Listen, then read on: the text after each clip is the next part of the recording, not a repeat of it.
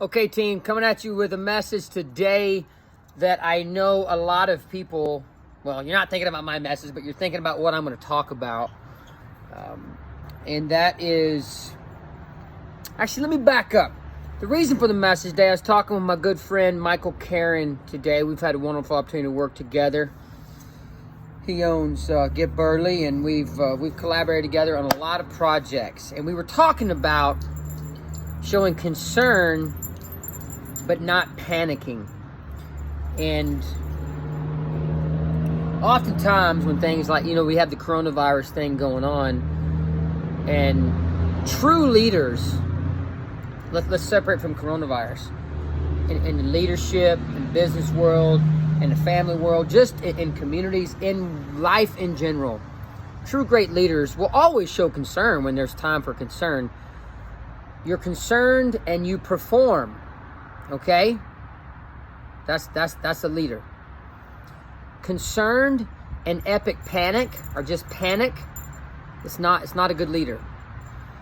The you-know-what can be completely hitting the fan. Very natural to have a general concern and be very concerned. The next step needs to be perform. Well, what does perform mean, Yancey? Perform means, obviously, not 100% of people are going to go from concern to perform. A lot of people are going to go from concern to panic. So we do our best to help people not panic. When the you-know-what does hit the fan,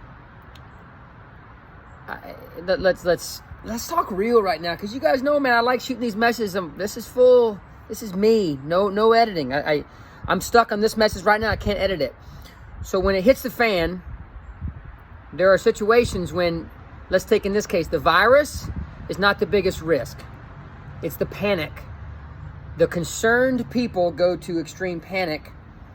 And I'm not saying that's not happening, but that's when things get very ugly. When concerned people go to perform, from concern, I go to performance mode. I want to perform. I want to play my role. And in some cases, that might be nothing more than not panicking. Your role is not to panic. Your role is to take the best information you can get and perform in your home and in your community versus panic.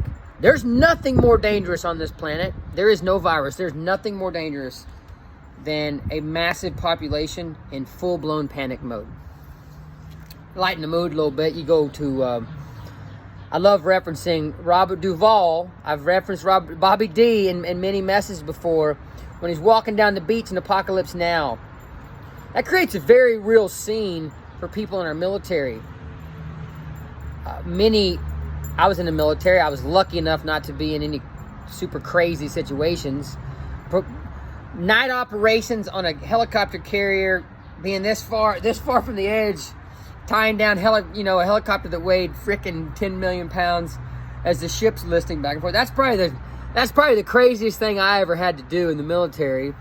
But many people in the military have been in those situations that Robert Duvall was in, that fictional character in Apocalypse Now, when bombs are going off everywhere. And he was concerned, of course, but he had to perform. Our military has to do it all. They're the best at it. And through training, that's how they become the best at it. When I was out at sea, I remember we would practice fire drills. Because a fire out at sea is a disaster, epic disaster. You jump in the water. That's what could happen, because the whole damn ship's going up. And certain types of fire on the ship, that's exactly what will happen. So we practice fire drills all the time. Every single person on there, whether you were sea duty or shore duty, you practice it. You had a part. And we practice man overboard drills. We practice. So when it happened, there wasn't going to be a bunch of people going in any type of panic mode. There was a level of concern because of a fire or a man overboard or woman overboard, and we would all perform. Last night, I did a drill with my wife. Just in case the you-know-what hits the fan. This is what we would do. This is what we would take. I did that with her to take all sense of panic out. So when the concern hits hard, she could perform if I'm not here. Because that's exactly what I want to do. I know I am nothing. I am nothing to myself, my family, and the people around me if I go into any sort of panic mode. So that's the big message today.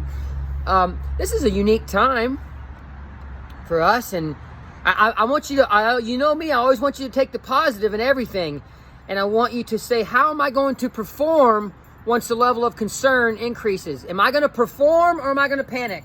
Because everybody will do one of those two things if things really start to hit the fan. Which one will you do? That's this message today. I'll end it there. I love y'all. Stay clean. Don't travel unless you need to. Take care of yourself. Don't panic. That's the message today. Everybody was saying elbow bump. Don't elbow bump. My dad was an ER nurse for 40 years. He's like, Yancey, don't elbow bump. Everybody's taught to sneeze in their elbow. It all goes right here. So no elbow bumping. That was a bad plan, whoever started that. Just like the air high five or something. You know, just say from a distance, man. Say, I love you, man. Much love. It's still a great day to be alive. You right there. Let's go. No fist bump, high five, or elbow bump today. But I'll catch you in a few months. We'll catch up. We'll do extra high fives. Some high kicks. Anyway, though, I love y'all, man. Thank you for listening. Be good. It's a good day to live, love, laugh, and serve big today, my friends. Rock and roll.